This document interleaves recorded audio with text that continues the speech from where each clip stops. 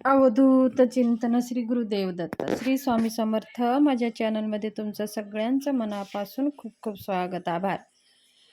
चला तर मग आज ह्या मकर संक्रांतीच्या दिवशी काही अशा वस्तू आहेत, काही अशा ह्या गोष्टी आहेत की आपल्याला वर्ज्य करायला सांगितलेले आहेत. शास्त्रामध्ये ह्या गोष्टी वर्ज केल्याने आपल्याला चांगले त्याचे फायदे भेटणार आहेत.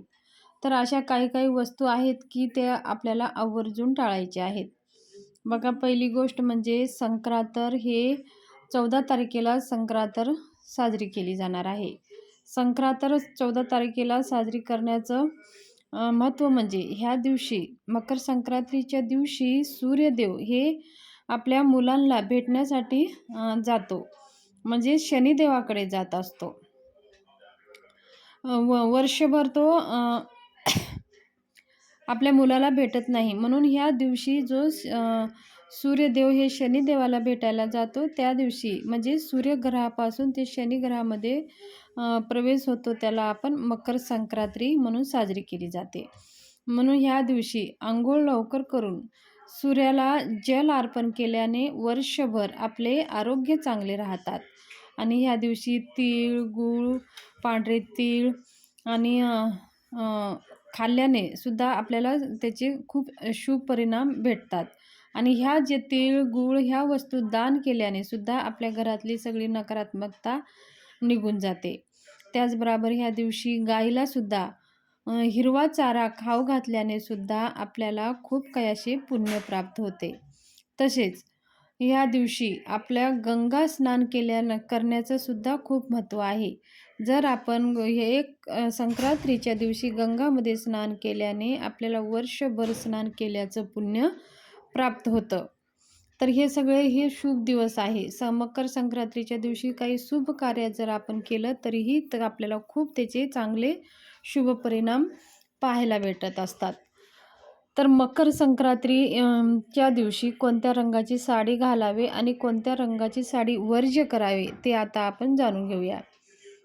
मकर संक्रांत देवी ही पिवळ्या रंगाची साडी घालून आलेली आहे, तर आपल्याला पिवळा रंग वर्ज्य करायचा आहे.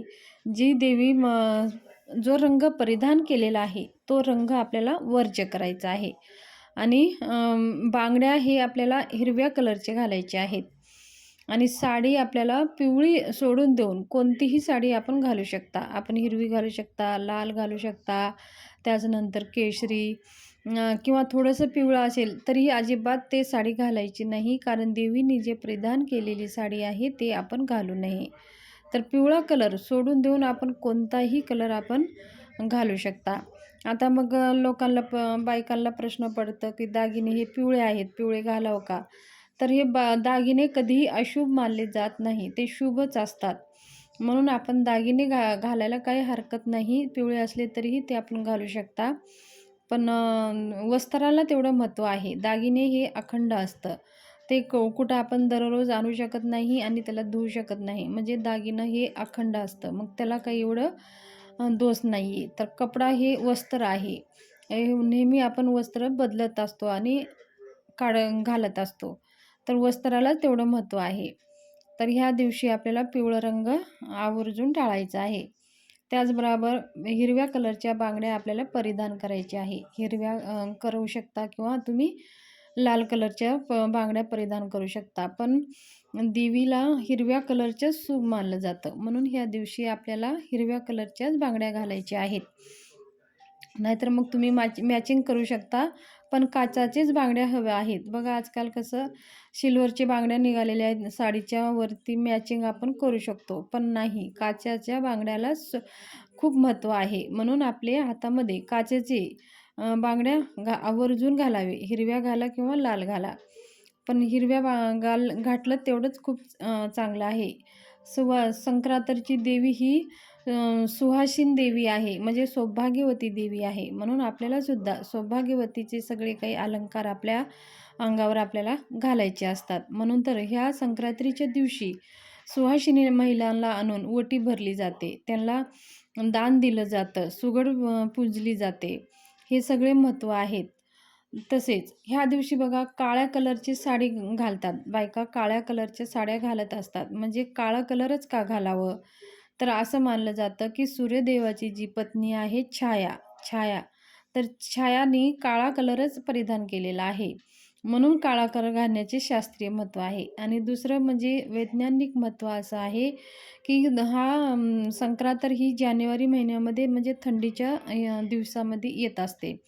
आणि आपल्या अंगावरती गरम राहावं, उबदार राहावं आणि काळा कपडा कसं ते अंगाला गरम ठेवतं. ते उष्णता शोषून घेतं. म्हणून थंडीच्या दिवसामध्ये आपल्या शरीर उबदार राहावं, गरम राहावं म्हणून काळा कपडा परिधान करण्याची शास्त्रीय माहिती आहे. तर अशा प्रकारे ह्या दिवशी आपण काळी साडी घालून सुद्धा संक्रांत आपल्याला साजरी करायची आहे. तर काळाच रंग घालू शकता. इतर कोणत्याही पूजामध्ये आपण काळा रंग वापरत नाही. संक्रांतीलाच ते काळा रंग वापरतो. इतर कोणत्याही पूजामध्ये आपण काळा कलर वर्ज्य आहे. पण संक्रांतीला काळा कलर घालणं हे शुभ मानलं जातं. घरामध्ये सकारात्मकता राहते. म्हणून काळा कलर तुम्ही घालू शकता किंवा तुम्ही पिवळं सोडून दुसरं कोणतेही कलर घालून तुम्ही म्हणजे संक्रांतीची पूजा तुम्ही करू शकता. त्याचबरोबर ह्या दिवशी दान धर्म करणे, खोटं बोलणे, शिवागाळी देणे अशुभ मानलं जातं. तर असं कधीही कुणाला करू नये. आपल्या घरात जर कोणी आले तर त्यांना आपल्या घरातलं जे काही दान आहे ते देऊनच, काहीतरी देऊन मान-सन्मान करूनच त्याला पाठवावे. ह्या दिवशी जेवढे दान धर्म पुण्य केले त्याचे इतर दिवशीपेक्षाहून जास्त आपल्याला पुण्य प्राप्त होतं. धन्यवाद. माहिती कशी वाटली? आवडली असेल तर शेअर, सबस्क्राईब, लाईक करा. धन्यवाद.